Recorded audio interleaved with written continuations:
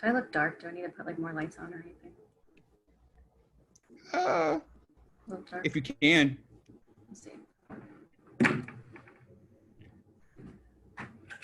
All right. Can you tell if I'm recording? Yeah, you are. Cool.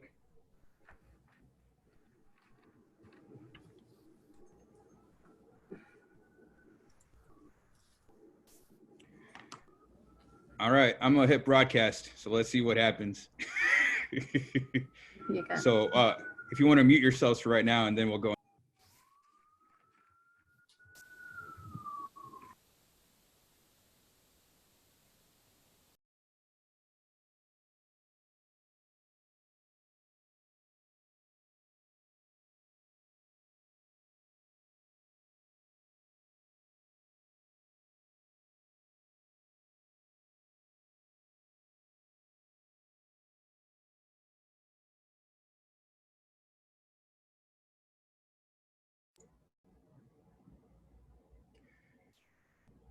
Good afternoon for those of you joining us. We'll start in a couple minutes here once we get our community on board.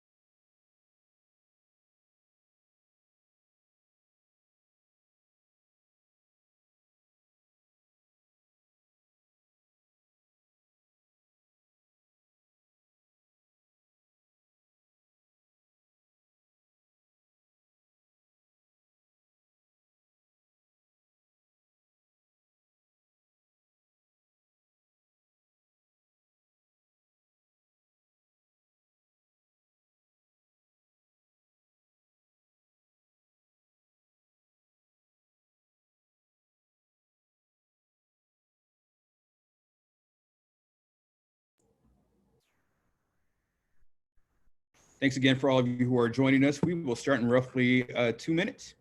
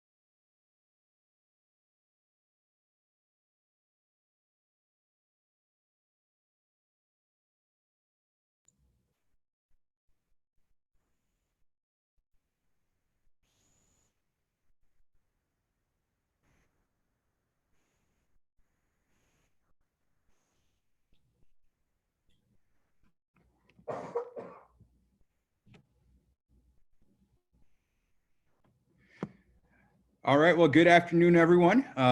Thank you so much for joining us for today's conversation on how to support Latinx educators and students in times of crisis. My name is Edgar Palacios. I am the founder of the Latinx Education Collaborative. We are based out of Kansas City. Hi, my name is Susana Elizarraz, and I am the Chief Community Officer of the Latinx Education Collaborative. My name is Christina Marquez. I'm a licensed clinical social worker for Kansas City Public Schools, and I'm also a proud LEC member. And we are so grateful that you all are joining us today. We are experimenting with some new technology, and so webinars are something that we haven't traditionally done. So feel free to give us some feedback. We are open to questions at any point during the presentation, so make sure to use that feature.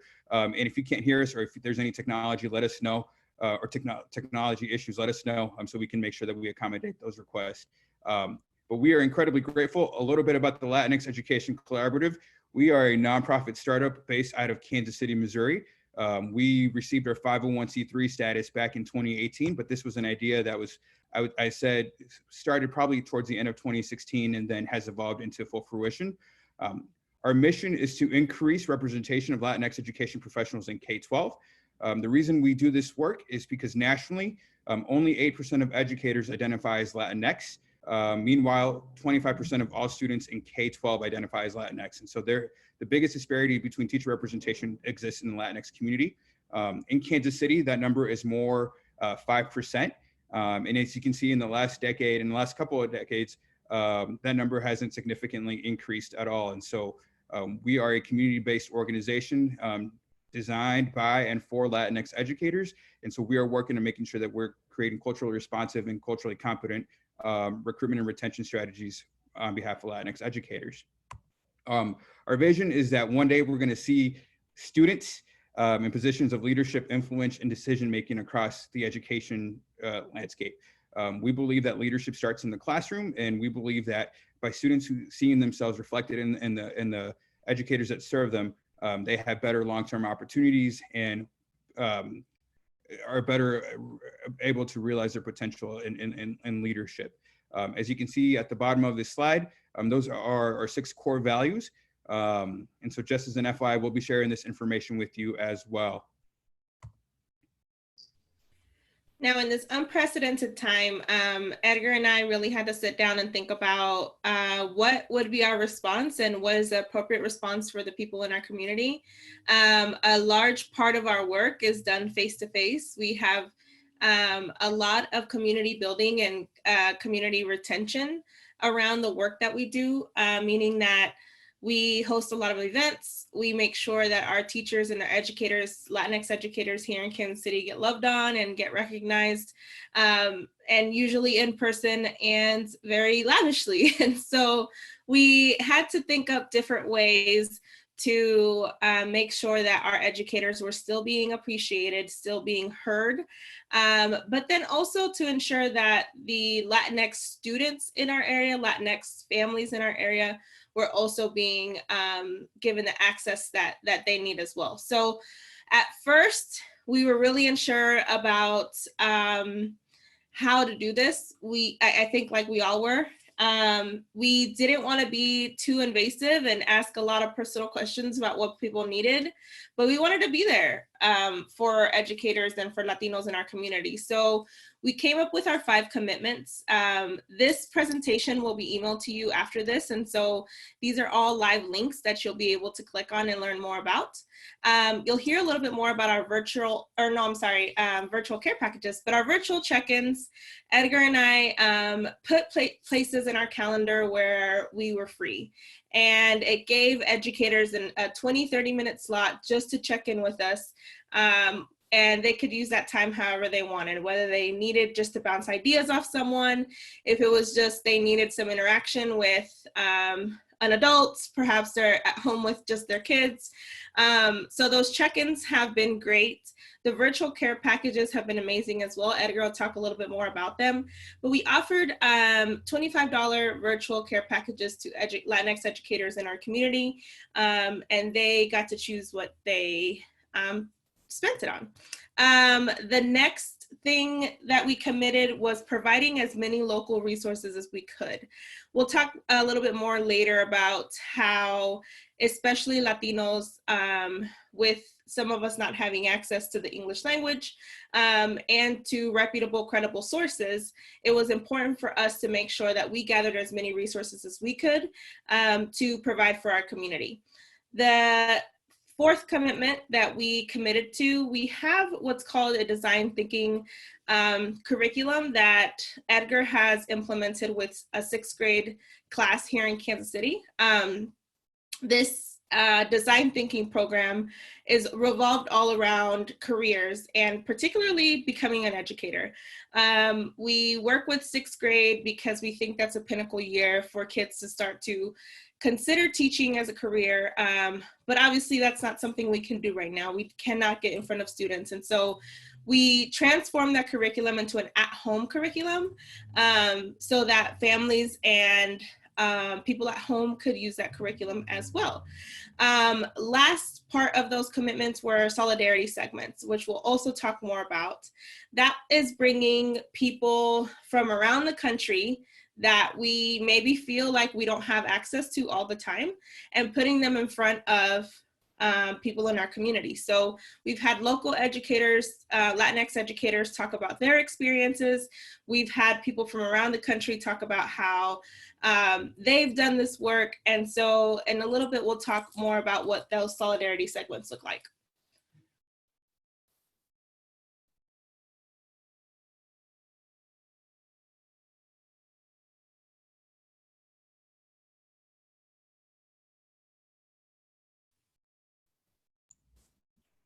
I've been doing that all week. I apologize. But these processes and these ideas are iterative. We, based on conversations and based on the knowledge of our community, we were trying to, again, as Senna said, be helpful but not invasive, and make sure that we were listening and being available to listen to our community. We also have determined this time as a great opportunity to build partnerships. And so we've actually partnered with local organizations here like Lean Lab Education and the Kansas City Education Collective. We partnered with them on actually creating a survey, a teacher feedback assessment survey, where we can understand the needs of teachers currently and what their biggest concerns about, which we'll talk about that data shortly. And also we've partnered with the Black Brothers Liberating Our Communities, which is a Black male educator support organization, Elements of Education, which is a Black women's education organization, and then Melanated Leaders out of Indianapolis, to build community amongst educators of color and make sure that we were sharing resources and as we try to navigate this COVID-19 kind of environment. And so we've had a lot of outcomes from that. You'll notice the teacher needs assessment, the top needs and takeaways, student engagement, family engagement, social emotional learning, and IT were the top categories in terms of what educators were most concerned about. But the types of support that were needed and requested, you see the yellow highlights, those are the things that we can actually provide as the LEC. 56% of books, articles, and websites and best practices for distance virtual learning, 34% expert-led seminars, and 27% educator forums. And so a lot of those are tied into building community and sharing resources and knowledge. And so we immediately stepped into action for that. We talked earlier about the seminars that we have been holding, and Edgar and I, just kind of as the days went along, we're like, what else can we do? What else can we do? Who else can we talk to?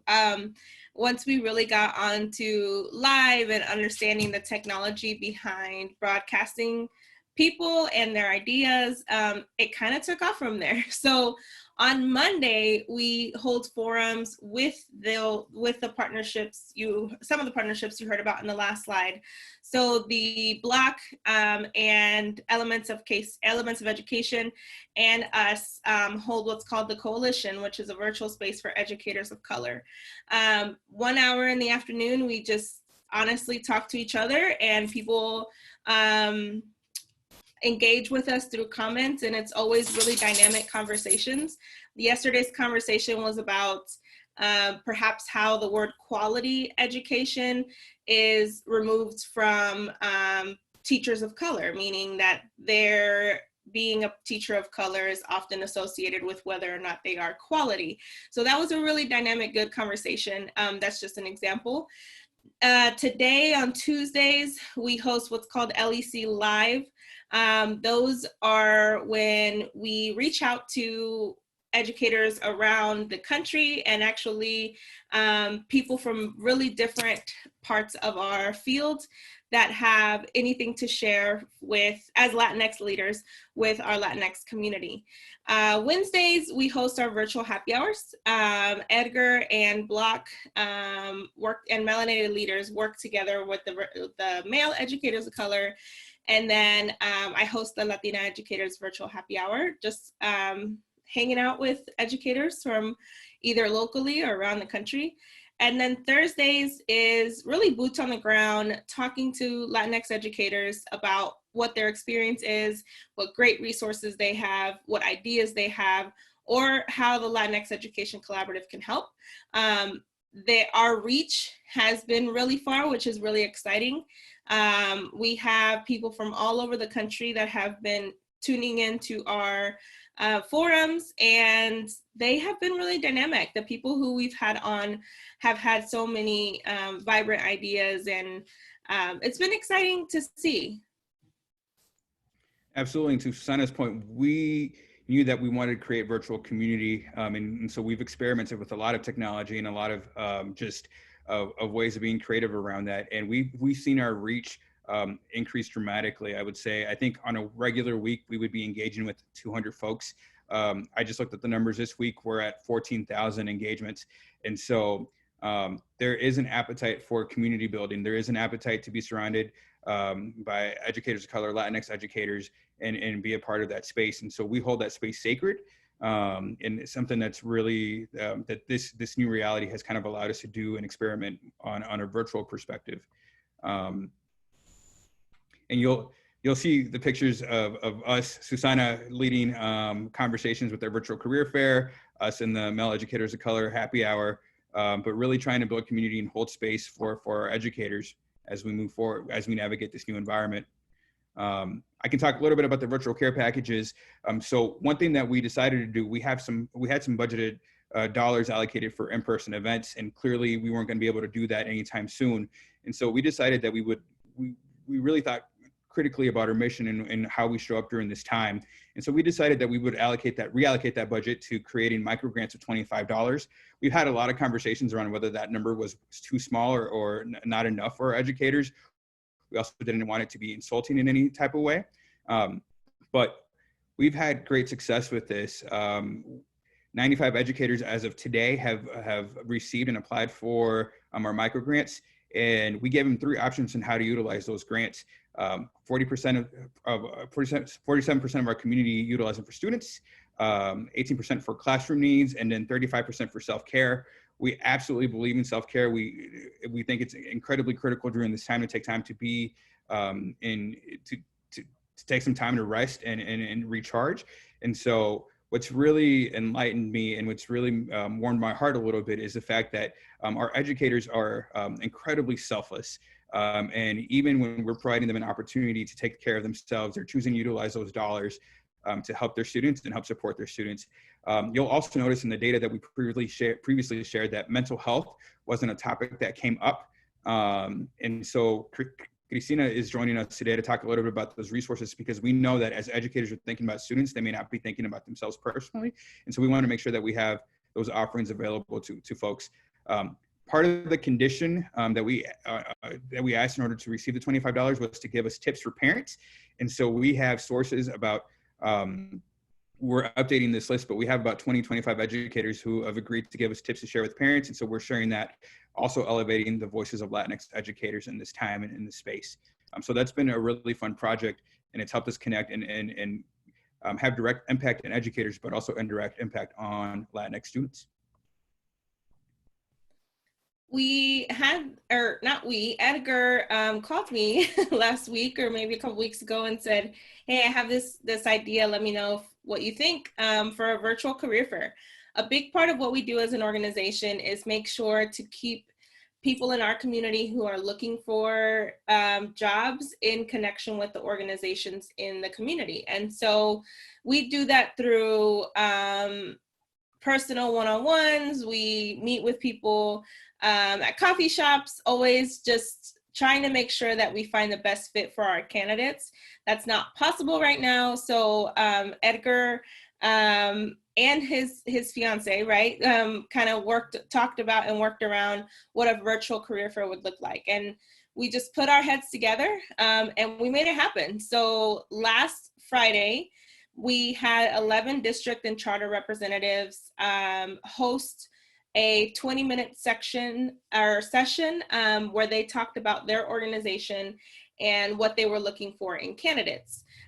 We had 2 education nonprofits and then 2 education partners as well. So what they did in those 20 minutes was talk about what positions they had open at their organization, and what they're looking for in educators for their organization. So we had people tuning in that are looking for positions in one of those organizations, and they were able to see if any of those positions were a good fit or not. Right now, we're kind of digging through all that data and making sure that we are able to provide those participants and those candidates with introductions to the organizations. Since we now have this new bloomed relationships with all of these organization heads, we want to make sure to put them in communication with people in our community who need and want those jobs. So far, it's been really successful and really exciting. People were really excited about being able to see those positions without having to go seek them out themselves, I guess. You know, it's just all about tuning in to our Facebook and Twitter live. So that's exciting as well.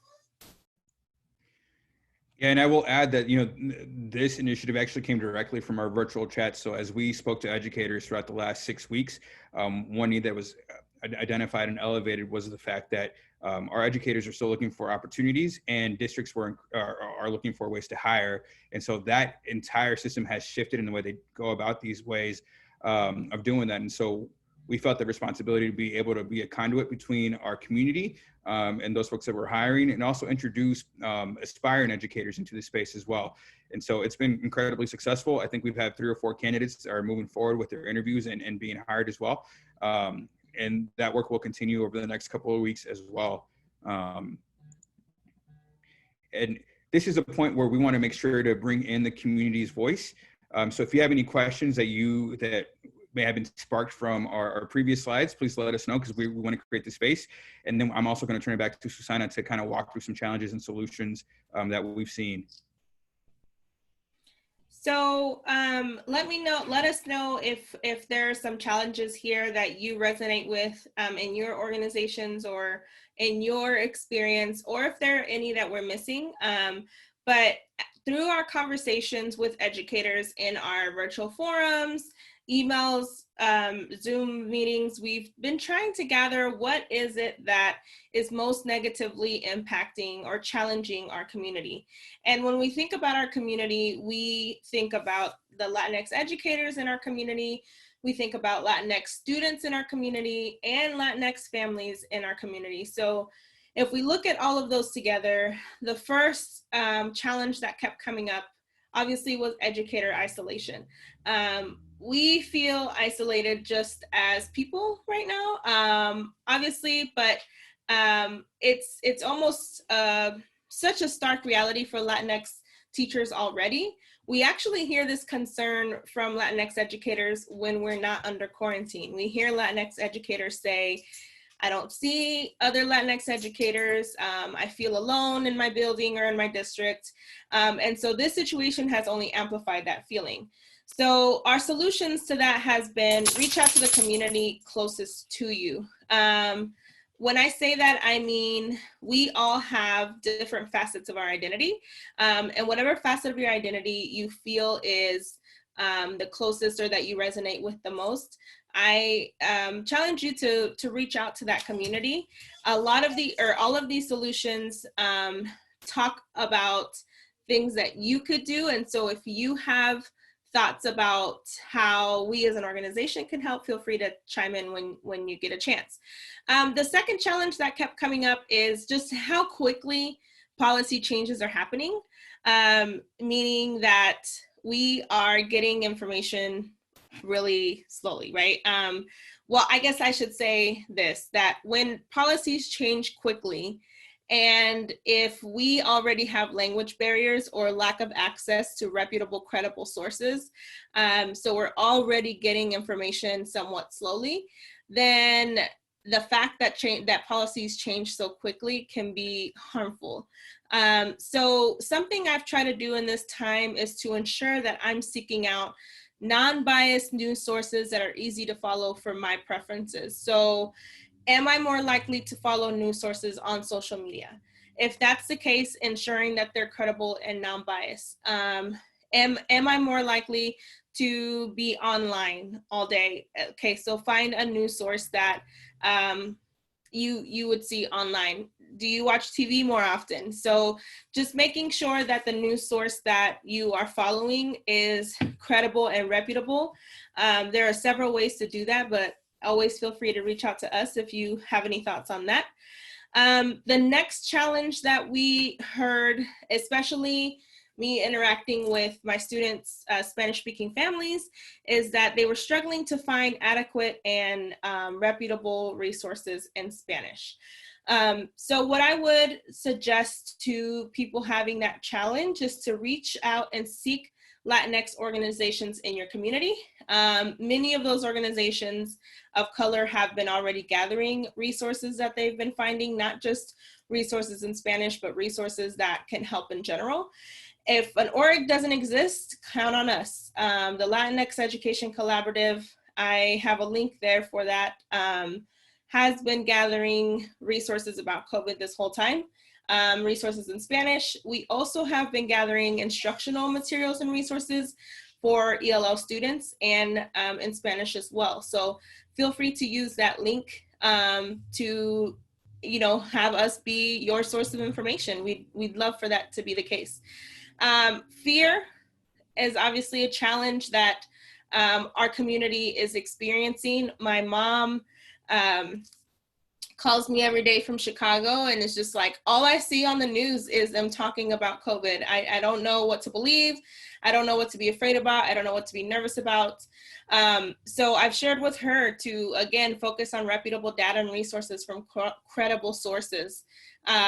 If that's something that you need our help with, please feel free to reach out.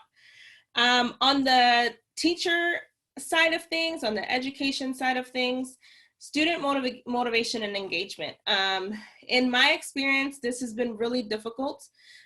We know that our students have some of our students have lack of access to internet devices, maybe even a workspace at home, a quiet workspace, a space where they can focus. So even to this day, I have some of my students that haven't engaged with our online work. And so it's a matter of making sure that you're engaging with your students at least once a week. If that's not the case and you're not able to get a hold of those students, make sure someone knows about that, whether it's administration. I know our district has been asking us to reach out to security for wellness checks just to make sure the family and the students are okay. But once a week, making phone calls to parents or students, getting very comfortable with texting and being on social media with your students. I teach 6th grade. From that grade on up, social media is kind of the place to be.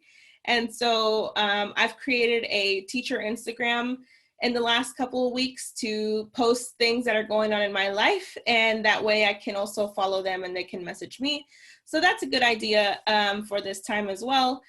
Zoom has been a good tool, of course. The kids love to get on Zoom. Plan times around your calendar when that's going to be possible. So that's a great idea as well. I've actually helped students with assignments through Zoom as well. So that's an option. Last is a little bit of what I touched on already, which is an inequity of language, family support, and connectivity. I know here in Kansas City, we have organizations that are working with ensuring that all families have the access that they need. Spectrum has been offering free internet. Spirit has been doing the same. Other organizations doing things along those lines as well. And so search for those organizations that are trying to ensure that everyone has access to the things they need to get work done and just to be well at this time. And hopefully you find those resources and organizations. If not, please reach out to us and we would love to help out with that as well. And we also invite our community that's joined us today to share any additional solutions that you may have or any additional challenges that you may be experiencing. We absolutely want to hear from you. Again, we are in an iterative state. So we are consistently ideating on how to best support our community. And we realize that this is not, there are no experts in this space in terms of how we navigate forward, but there's a lot of great resource in our community. And I absolutely believe that if we can source community solutions from the communities that we're serving, and we can help implement those, that's kind of be one of the ways forward out of COVID-19 and beyond. So thank you for that, Susana. And again, feel free to share some of your own challenges and solutions to some of these issues as well.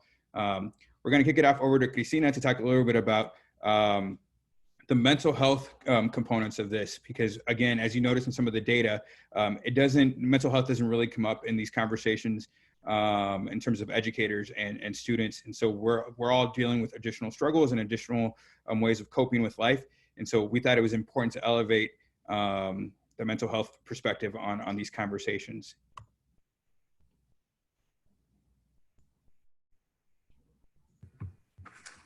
Yeah, so first I want to touch a little bit on some of what Susanna has already mentioned, which is really good points, but communication is key. So communication with school staff, families, and community partners is really vital.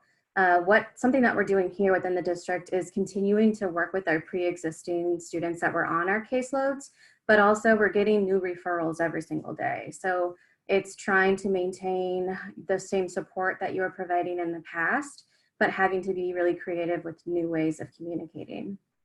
So a lot of times the entire family unit is the client, because we have to in order to do a full psychosocial assessment of what's going on in a family's life, we have to know who's all living in the home. And sometimes it's doubled up families. Sometimes there's friends in the home. And so making sure that we understand it's not kind of a one size fits all family, and making sure that we're really meeting the needs of the entire family unit. Also communicating in the right communication in the best format for that family and at the ideal time, I think is key.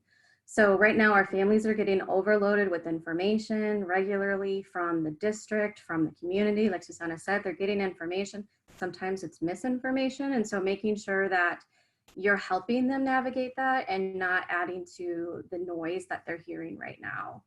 So I know personally as a parent with a kiddo in the district, I'm getting emails, text messages, voicemails. And so sometimes it's a lot to stay on top of all of that. It's also really important to think outside of the box when we're engaging with our families. There are some places, some schools that we have within the district are sending out mental health check-ins on a Google form. So it's basically an easy way for students to assess how they're doing, and it's really easy. How are you feeling good today? Are you feeling meh? Are you feeling happy? Do you need to talk to someone? And it gives them that space in order to reach out and let somebody know that they need to talk to them. Some people are also holding Zoom office hours. So having space available where we can talk to students, having space where we can talk to families is really important. I know a lot of times I'm texting with families that I already had in my phone from before, from the students that I work with on a consistent basis. But also I know certain staff members are reaching out on social media, like Susanna said. So we're having to kind of work outside of the barriers that in the past we've had, and just really be creative with how are we engaging with our students and our families beyond just the phone calls. Something that's also important is helping the families navigate that information. So sometimes I'm serving as the middleman. So I am letting the families know if at any point you are struggling with the information you're getting, or if you are not sure what you understood in an email that you received, let me know. I'll reach out. I'll be kind of the person to do that legwork for you, because I know right now they're overwhelmed with trying to care for their kiddos, teach them in the home. Some of them are still working. And so let me help you. So I'm trying to help families as much as possible. It's also really important right now to stay current, from my perspective as a social worker, to stay current on what is changing within the local mental health clinics, the hospitals, the systems and protocols, because I recently was working in an emergency department at a local hospital, and when you work there only on the weekends, the information changes so much from day to day, and the access is limited. There's new systems in place that weren't there before. So everything that you're used to is now totally different. And so having to do some of that legwork for the families, like I mentioned before, is really vital. So that way they're not reaching out to get that referral and support assistance and then getting discouraged when they're being met with roadblocks. So it's really important that you just stay current on what's going on in those areas. It's also, as I mentioned, important to help relieve them of the information overload and the misinformation. So like Susanna mentioned, helping find those reputable resources, helping them, and I try to be careful about what I do send out, but my resource packets that I send out are for local resource community agencies that can help them meet whatever need that they're looking for, but making sure that there's one point of contact so that they're not being called by their teacher, by the admin, by myself for the same issue, making sure that there's really kind of one person that's reaching out to that family unit is really also helpful. We've noticed something, a pattern is that there's a decrease of child abuse neglect reporting right now because there's no eyes and ears on our students in the same way that they used to be. So they're not going to the doctor the same way they used to. They're not going to after school programming. They're not going to school in the same way. So right now there's a decrease. So we're trying to figure out how to meet our students' needs and make sure that they're safe at home, which we know that sometimes they're not.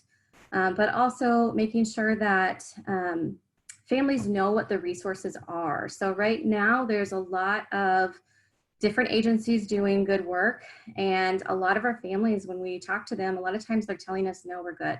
And we expected more support needed. And so sometimes, you know, we're trying to do our very best to help support families, and finding that they're not wanting to engage in those local community resources. So we're trying to figure out a little bit deeper, what is that root issue? Is that because of the local political climate? Is that because of cultural reasons?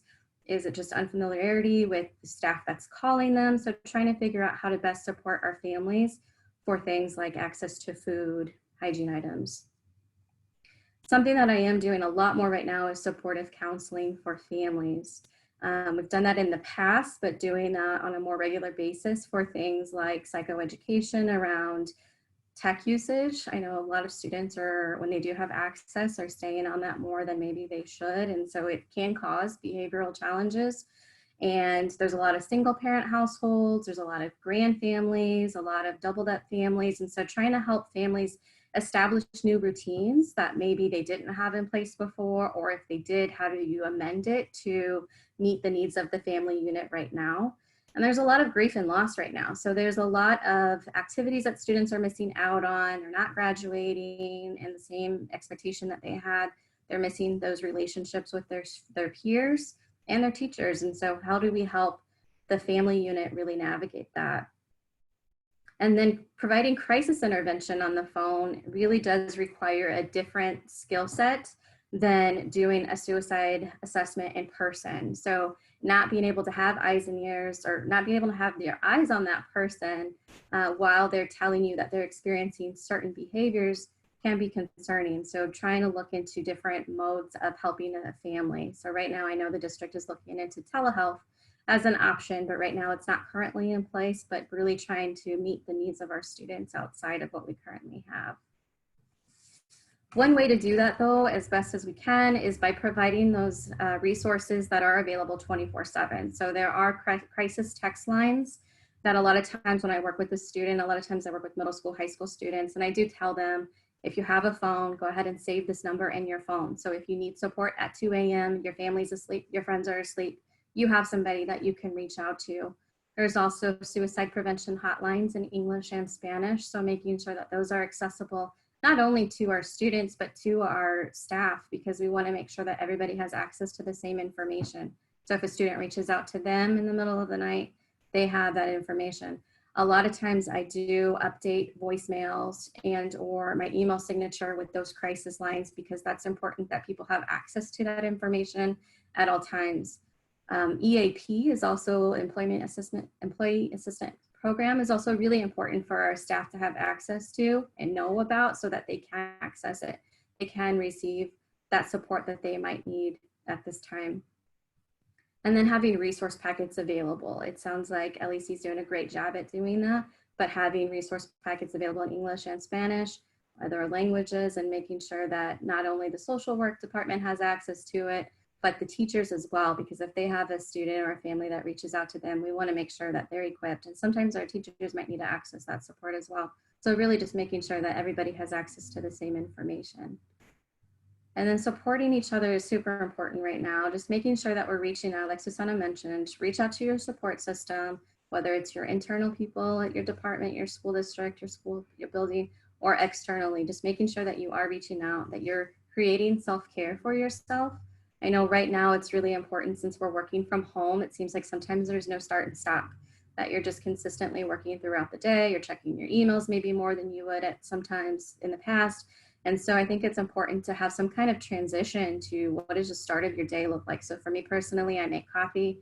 That signals it's time to start working. At the end of my workday, I go take a walk. I physically leave my house, go to a park, get some fresh air. And that allows me to really kind of know that there's a stop to my work so that I can continue on. And that's helped with my self-care, which is really important because we do tend to, as helpers, we're all helpers in this field. So we do tend to burn ourselves out. And so that's a good way to prevent that, is ensuring that you're establishing those boundaries for yourself. And then I did find this research recently, and this was recently pulled from March 25th through the 30th. And basically this is just showing us that there are different categories. People are either majorly feeling impacted by this COVID crisis, or they're feeling a less impact, more of a minor impact. However, we know that it's kind of a spectrum, that each day is different, each week might be different. But I found it really interesting that the Latinx population is pretty even. 24% had a major impact, and then 24% had a minor. And then it also made me wonder, is this reflective of the responses that I'm getting when I'm reaching out to our families and asking if they need additional social work assistance and I'm being told no? Is it because of the political climate? Is it because of the cultural context? And just trying to dig a little bit deeper. But I found this information to be helpful for me to understand kind of the status of how people are feeling right now. And then I also came across this yesterday as I was doing some research, and I found that this was a really interesting way to look at Maslow's hierarchy of needs. I've seen different versions of this on Facebook and all of the social media sites, but basically it's showing us that the main issue that everyone in the education field is having right now and our families are experiencing is, are our students safe and fed? And that's the main issue. It's how can we expect them to focus on their education if they're not getting their basic needs met? And even for our staff, if you got your hours cut, there's a lots of places that maybe you went from a 2-income household to 1-income household. And how does that affect your ability and your well-being? So I think just really making sure that we're focusing on what's important right now. And there's a lot of push for the online remote learning and professional development and making sure that students are getting the instructional needs met, which is super important, but also making sure that we're thinking about, do they know that they're loved and missed? They are grieving, they are truly missing out on those relationships and everything that they know, everything that they're used to, and just making sure that we're being cognizant of those facts when we are looking at our students' needs being met. And these are just a few resources that I came across while I was looking for some information. So feel free to use those suicide prevention hotlines, like I mentioned, the crisis text line. Those are just important to always know so that you can help support your community. Thank you, Christina. I appreciate you kind of walking us through that. And again, I invite the community, if you have any questions or any comments on the information that you just saw presented, please let us know. We have roughly 20 minutes left. Not that we'll use the entire time, but we do have some time built in for question and answer session. So if there's any issues or any ideas that you've been wanting to talk about that we may have not covered, we also invite you into the conversation. Susanna, do you want to talk a little bit about our additional links and how we can continue to engage with folks? Yeah. So if anything you said kind of stuck with you, or if you're needing any of the resources that we can help provide, these are some of the links that will come with the document that you will be receiving. The first link, join our community of Latinx education professionals, will be the community list that we have of people who get all the information, event updates, and just letting you know what we have going on. Especially at this time, if you're a Latinx educator, it's a good time to join that list because we have a lot of information going out consistently. The second is a link to our upcoming LEC events. That link has transformed in the last couple of weeks from being our brunches and Saturday night things to things online and virtually and live. So feel free to check out those events. The third, we would love for you to be one of the recipients of our virtual care packages. You saw that our goal is 200 people. We have served 95, and so we would love to be able to support you in at least this small token of our appreciation. The next link is a collection of all of the videos from our virtual career fair, which is really exciting. All of those organizations are in the Kansas City area, so if you're interested in relocating, if you don't live here, or if you do live here and just want more information about those organizations and what they're looking for, those videos are a great collection of that. The second to last link is our website, latinxedco.org, where all of our resources that we talked about are, and you also have more information about how to get in touch with us. And last but not least, we look to the organization Latinos for Education for a lot of our knowledge, statistics, and data. They do a lot of really great work. And so that's another great organization to be in touch with and to be in the know about in order to support you as a Latinx educator or any of your Latinx students and families. And I will add that Latinos for Education has also started a fund to help support Latinx educators as well. And so if you are interested in supporting the community, I highly recommend that you engage with them on their website and check out all the great offerings that they're doing, all the great work that they're doing as well. We have come to the end of our portion of the presentation. We encourage you to engage on our social media at Latinx EdCo. We are on Facebook, Instagram, LinkedIn, and Twitter. And again, we will hold this space for the next couple of minutes for us to be able to answer any questions or listen to any comments or share any feedback that you may have on the content that you've experienced.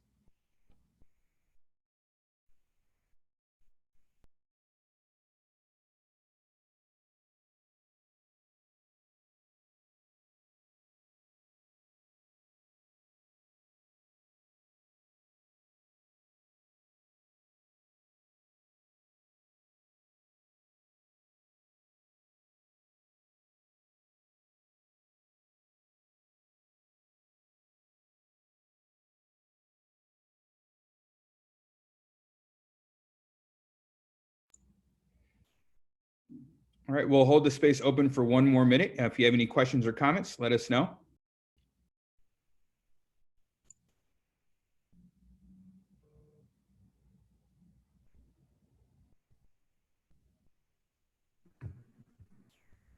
One more thing I didn't mention, I just finished a training shortly before this, and something that they had said that really stuck with me was the fact that we have to look at healing from a different lens.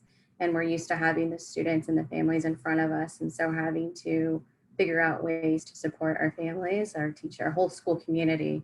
How do we truly do that in different ways? So just trying to think outside the box and be more creative with our intervention assistance.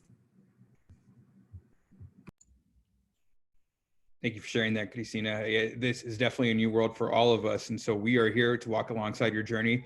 Thank you, Susana. Thank you, Cristina, for joining us today and sharing information. We hope to connect with you in the near future. And then I think you had to register in order to join this webinar. So we'll make sure to send you the materials and our contact information as well. So thank you so much. I hope you enjoy the rest of your day. Thank you, everyone.